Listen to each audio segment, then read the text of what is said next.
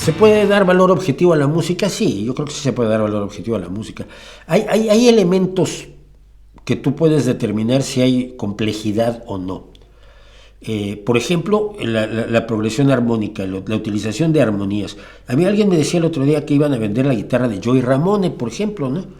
Yo decía, oye, pues, se la tendrán que vender a buen precio porque está prácticamente sin usar. ¿Cómo sin usar? Yo, pues, solo ha usado 3 acordes.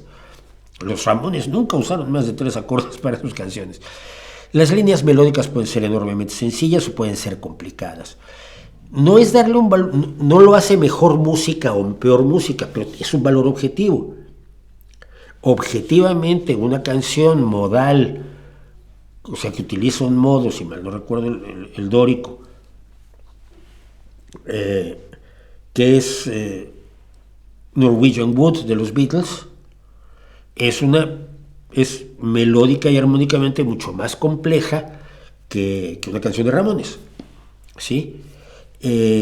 O lo que es, o las arreglos vocales de Beach Boys a cargo de Brian Wilson, pues eran enormemente más complicados de lo que podían ser los Archies o los Monkees.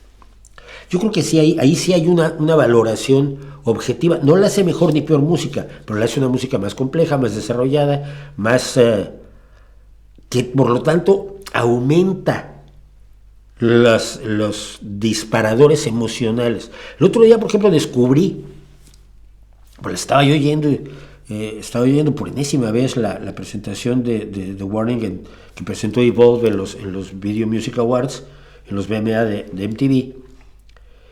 Y ahora me di cuenta de que la entrada es en 7/4.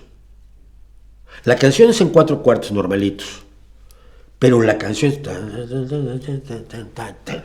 4, 1, 2, 3, 1, 2, 3, 4, 1, 2, 3.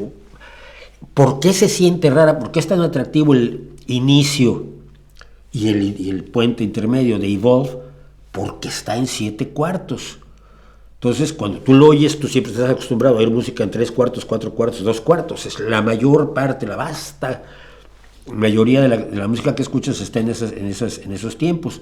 Entonces aquí escuchas algo raro que te hace que prestes atención. Es mayor complejidad, es mayor carga emocional que le puedes poner, si lo haces bien, cuando utilizas herramientas mucho más amplias de armonías, de tiempos, de melodías, de cortes, de dinámica, de subir, bajar volumen, de subir, bajar intensidades, etcétera, etcétera. Yo creo que sí hay una valoración objetiva, pero no hace que sea mejor o peor la música. La pregunta es si un reggaetón genera la misma emoción que la música clásica, ¿tienen el mismo valor subjetivo? Pues depende de la persona, ¿no? Yo personalmente, te lo digo, no creo que un reggaetón pueda evocar los mismos sentimientos que una música compleja, precisamente porque es simple, ¿no? Puede evocar va a otros niveles de la emocionalidad, como las rancheras van a las suprarrenales, no van mucho más allá, ¿no? Y está bien que lo hagan, yo estoy diciendo que sea incorrecto, simplemente digo que no hay posibilidad, no creo que pueda disparar las mismas emociones todos los tipos de música, porque esto sería raro, ¿no? Pero podría ser, y en ese caso, pues, que la gente lo disfrute. A mí lo disfrute, mientras no me lo hagan oír a mí, mira, disfrútenlo.